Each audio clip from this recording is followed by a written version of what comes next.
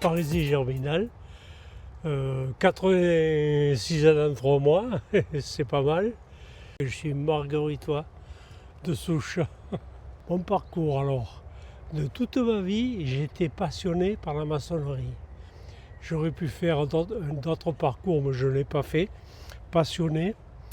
Donc j'ai commencé à 14-15 ans, à 17 ans, tailleur de pierre, chef d'équipe, chef de chantier, conducteur de travaux, du béton armé, le dessin, etc. pour finir chef d'entreprise.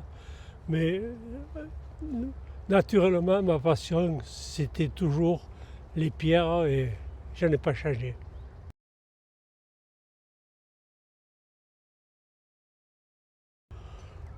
Le premier souvenir marquant à Marguerite, ça c'est une anecdote qui est vieille.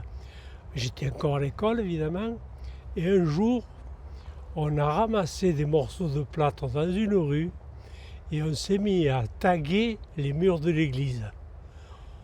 Et le lendemain, monsieur le curé, monsieur le maire et le brigadier de la gendarmerie a passé chez nous et nous a obligés à prendre un seau et une serpillière et nous avons frotté les murs de l'église. Ça a été la honte de ma vie. Petit voyou, petit coquin, etc., etc. Voilà une anecdote qui est assez pimentée, n'est-ce pas?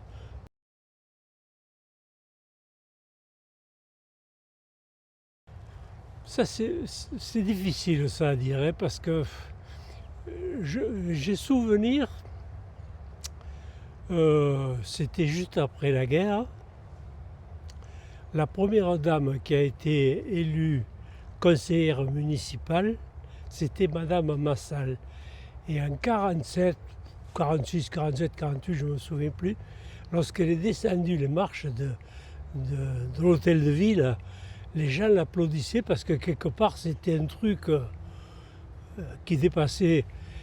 Et j'en ai un autre, c'est Monsieur Léon Vac, malgré nous. Il s'est caché pendant la guerre, il a été caché dans la rue des Compagnons, et ce monsieur, pendant un an qu'il a été caché, il est tombé amoureux d'une femme, mais ça, il n'y a rien de plus original que ça.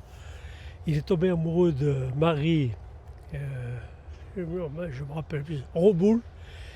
Il s'est caché et lorsque la guerre a été finie, il est ressorti. Alors on l'a vu 6 mois avant, habillé en tenue militaire de la Wehrmacht. Et quelques années après, pas très longtemps, peut-être 4 ou 5 ans après, on l'a vu en civil avec l'écharpe bleu, blanc, rouge du maire de l'époque qu'il a voulu à tout prix qu'il soit conseiller. Ça, c'est quelque chose qui a même c'est à respecter, hein.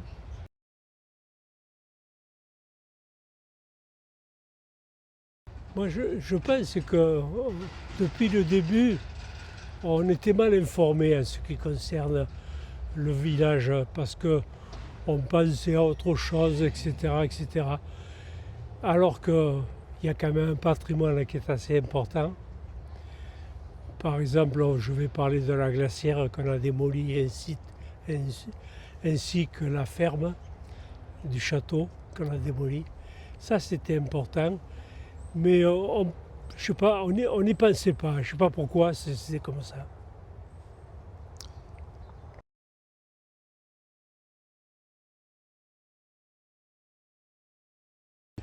Alors là, c'est encore autre chose, ça. Par exemple, juste après la guerre, il y avait des trous de bombes le long des lignes chemin de fer où il y avait de l'eau et on allait se baigner dans ces trous de bombes où il y avait des grenouilles, des petits serpents, etc. Et il n'y a pas longtemps de ça, Roland de Cilia, pour ne pas le nommer, parce que c'est un copain, il m'a toujours demandé mais qu'est-ce que c'était ces trous? Mais je dis ce sont des trous, des bombes qui ont explosé le long de la ligne chemin de fer. Peut-être il y aura peut-être autre chose à dire, mais enfin, on ne va pas trop broder quand même, hein.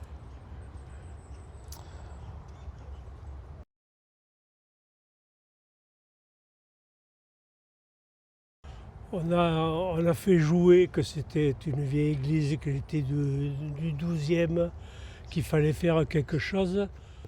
Oh, c'était vraiment en mauvais état. Il faut savoir que à l'intérieur de cette chapelle, du fait que ça avait été M. Privat qui l'avait acheté, donc un paysan, il avait construit des cuves à vin à l'intérieur. Il y a encore des cuves à vin qu'on aperçoit juste sommairement en surface. Mais il y avait des cuves à vin. Donc faire des cuves à vin dans une chapelle, en plus des chevaux, etc., c'était particulier quand même. Hein. Quoi? Moi je pense que ce sont les façades. Les façades, chaque moellon, chaque pierre nous raconte quelque chose. Par exemple, il y a beaucoup de pierres qui sont sur les murs de la façade, qui sont issues du canal romain. Ils détruisaient le canal romain pour construire des chapelles. Sur Marguerite, on a 16 chapelles, etc. Et sur les vieilles églises, quand on regarde bien les angles et tout, on s'aperçoit qu'il y a des pierres qui ne correspondent pas à l'origine.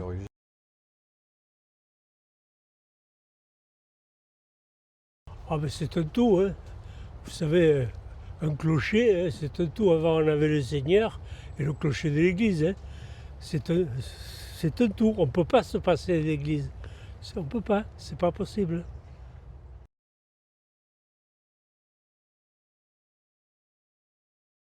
Oh là là, alors historiquement ça remonte très loin. Parce que bon déjà il y a des vestiges du vieux Marguerite avec de l'âge de cuivre, certainement qui devait venir s'alimenter sur la source de la Garde, mais enfin ça on ne peut pas le prouver. Et ensuite, bon, la Garde, l'historique, il faut savoir qu'il y avait une chapelle qui s'appelait Notre-Dame de la Garde, il y avait un cimetière, une chapelle et il y avait un bourg. Un bourg qui a été vendu, je ne me souviens plus du seigneur qui l'avait acheté. Il y a ça, et puis ensuite il y a tout le contexte de ce que représente la Garde. Ce contexte que j'appellerais moi un site culturel de la Garde. C'est plus important que dire une source de la Garde. C'est un site culturel, d'après moi.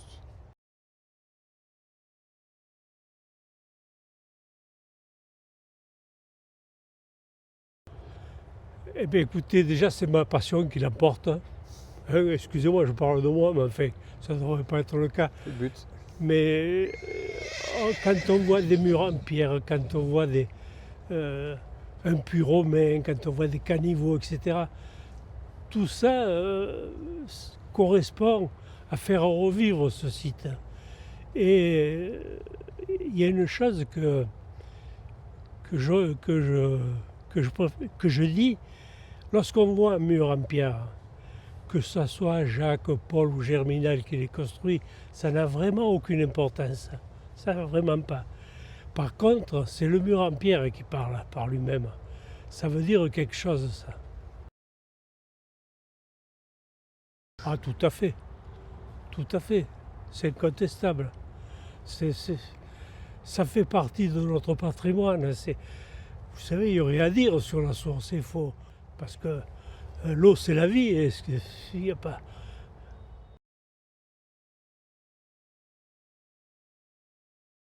C'est une histoire très, très ancienne, certainement. On n'en connaît que très peu de choses, si ce n'est un puits romain qui, normalement, devrait faire un puits. Normalement, c'est un puits rétrograde qui vient de Nîmes et qui vient atterrir à Marguerite. À partir de là, ça alimentait tout un système de culture agricole, vignes, oliviers, etc. Alors un puits rétrograde, c'est-à-dire qu'à partir du pont du Gard, la source à partir du pont du Gard, l'eau arrivait à Nîmes. Et à partir de Nîmes, il y avait un canal rétrograde qui descendait jusqu'à Marguerite. Et ce canal alimentait les différentes fermes romaines qu'il y avait un peu de partout sur le territoire.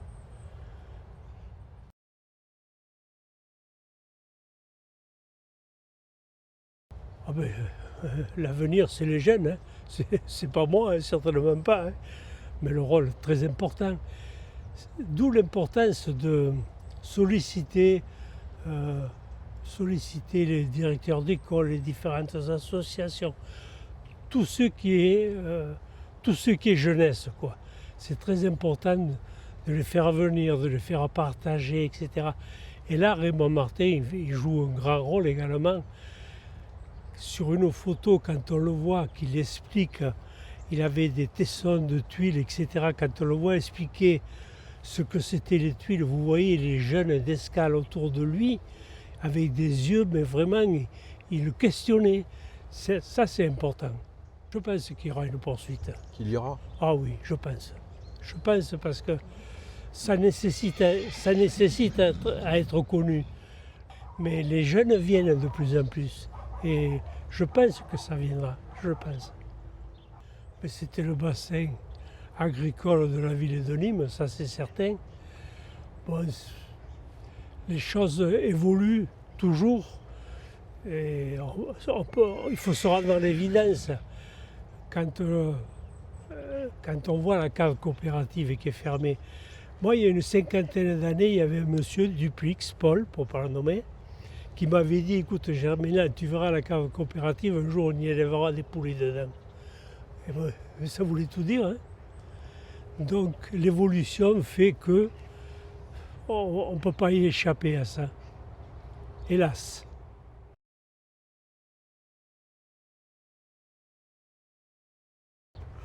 Bon, mais c'était un bourg de 1800 habitants, à peu près 1500, 1800.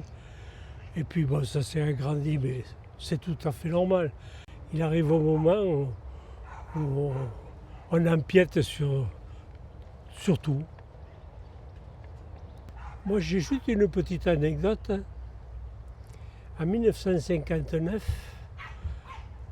pour la fête votive, on faisait les aubades avec l'orchestre qui était divisé en deux.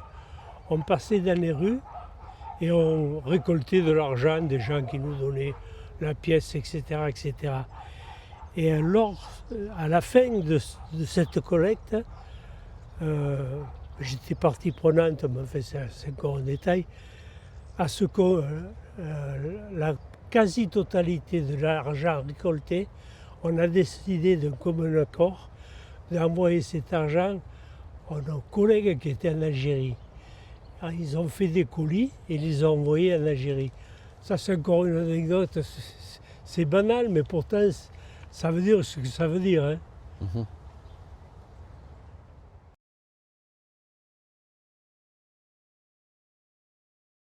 Eh bien, on n'a pas donné suite à tout ce qu'était l'archéologie. Il y avait beaucoup de choses qui existaient dans le village. Il y avait des tunnels, il y avait des soupçons de remparts. Il y avait beaucoup de... L'archéologie n'est pas ce qu'elle est maintenant. D'ailleurs, des archéologues femmes, il y en avait très peu. Mmh. Et l'archéologie, ils avaient un principe qu'heureusement ça a changé. Un exemple, un archéologue découvrait quelque chose, une jarre, un truc en cuivre, n'importe quoi. Il prenait cet objet, il le mettait sur son bureau et il disait voilà ce que j'ai découvert. Alors que le but, c'est pas forcément ça. Le but, c'est de savoir pourquoi on l'a découvert, comment on l'a découvert, où on l'a découvert, etc., etc. Et ça a changé depuis 80 ans, 100 ans à peu près, ça a changé, et heureusement d'ailleurs.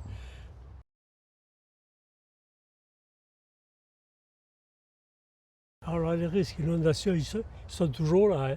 Il y a un point qui est très important, vous avez la ligne chemin de fer, c'est une digue, la ligne chemin de fer. Et dans cette digue, il n'y a que, je vais dire, 3 ou 4 avaloirs, pas plus. Et si on fait une étude hydrométrique de tout le circuit, enfin, toute la surface, on se rend compte que ces avaloirs ne seront certainement pas suffisants pour absorber toute l'eau en cas d'orage cévenol. Mais une étude hydraulique, ça implique en amont, en aval de la digue, c'est une étude qui coûte relativement cher. Une des premières études qui avait été faite, c'est par l'ingénierie de Baronne, mais c'était succinct, très succinct. Mais le PPRI, ça correspond à cette étude d'ingénierie? Tout à fait. Le PPRI, donc, c'est une taxe qui est de 0,51 ou un truc comme ça. C'est une somme d'argent qui est collectée depuis 2 ou 3 ans, justement pour venir en aide à faire des études, mais naturellement à faire le long du Vistre, Marguerite. Mais je pense qu'un jour ou l'autre, on sera dans l'obligation de le faire, ça. On sera obligé. Il y a peu de temps, on a fêté l'anniversaire des inondations de 89. Oui, bien sûr. Et on s'aperçoit que Marguerite a été fortement touchée, Tout à fait. au même titre que Nîmes. Oui, Nîmes encore plus. qui a eu des très gros travaux d'amélioration des cadreaux, la bassin du Vistre Des en bassins aval. des bassins de rétention. Mais à Marguerite, tout ça, Le problème, c'est que Marguerite est située entre la 86, l'autoroute et la ligne chemin de fer. Vous avez un triangle là, que bon, il faut, pour résoudre le problème de l'eau là-dessus, c'est difficile. D'autant plus qu'on a le Canabou en plus. Et le Canabou, lorsqu'il vient et qu'il verse, parce que moi je l'ai vu verser plusieurs fois, à partir de certains lotissements, on a mis des buses de 800 ou de 1000 qui vont dans le Canabou. Mais le problème, quand le Canabou monte, c'est l'eau qui revient vers les lotissements. Même si on fait des clapets anti-retour, ça remonte. On est dans une situation qu'on verra, et un jour ou l'autre, il faudra y passer. Mais ça va être onéreux, hein. À mon point de vue, ça va être onéreux.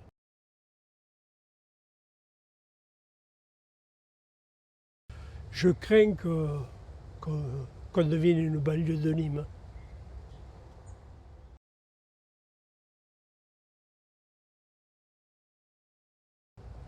Oh, ben, il y a la garrigue en premier lieu, ça c'est certain. Ça, on ne peut que la conserver. La garrigue et la plaine agricole, c'est dommage qu'on en arrive là de voir des hectares comme ça pratiquement en jachère, alors que la culture, c'est la base. Je sais pas, la garrigue, la plaine agricole, c'est certain.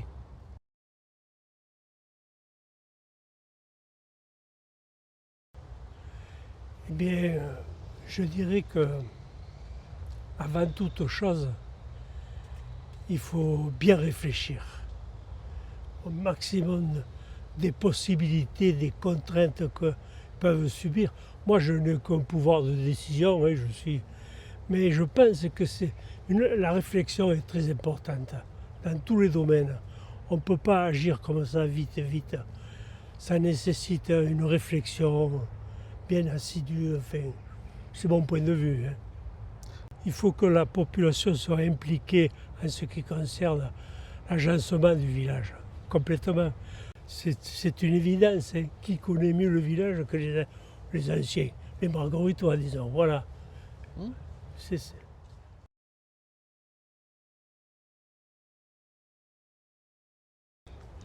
Moi, je dirais, il y a certainement des tunnels.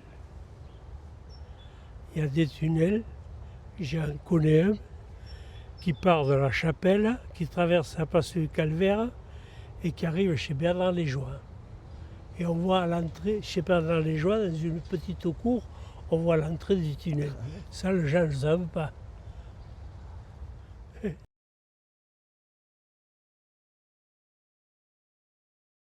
Une personne s'est mariée dans le village, au bras de son père, et traversait tout le village, ombragé par les platanes que l'on avait. Et c'est une photo qui marque quand on voit cette photo. Et même la mienne, moi, on me voit, mais il n'y a plus d'arbres. Dans le cortège des mariés, tandis que là, c'était le cortège d'une personne, en blanc, au bras de son père, et sous les arbres. Mais c'est une photo, ça retrace quelque chose, c'est magnifique.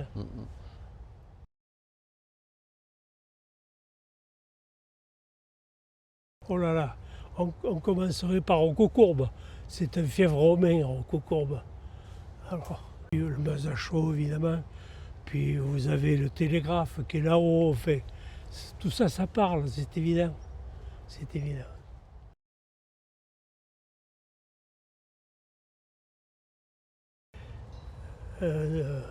Un embellissement par de la verdure.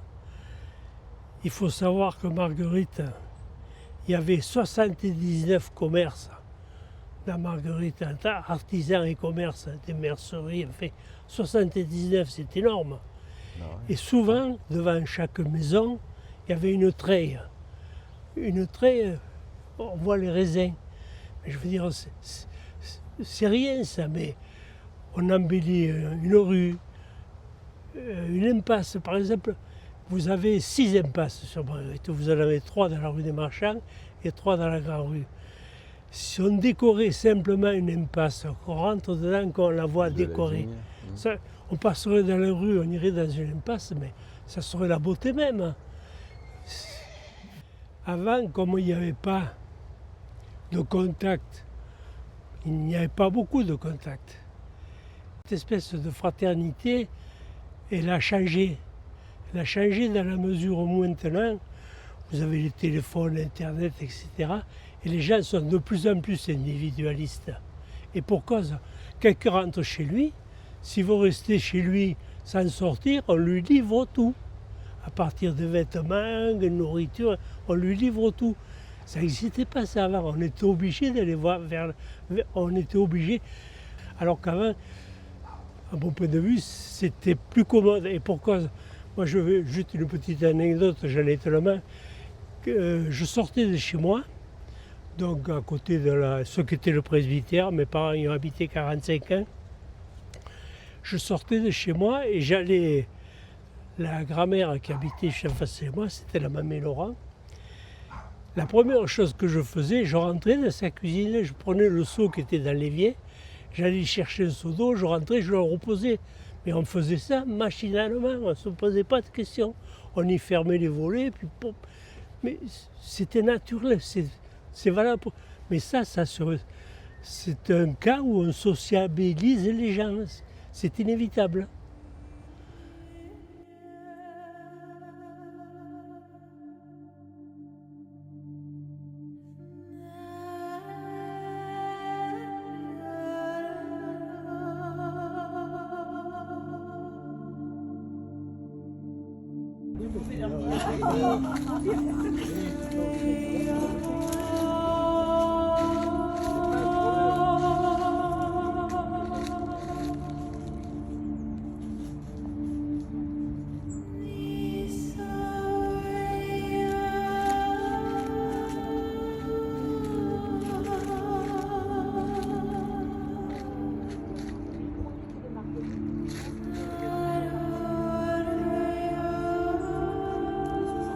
Besoin de savoir exactement.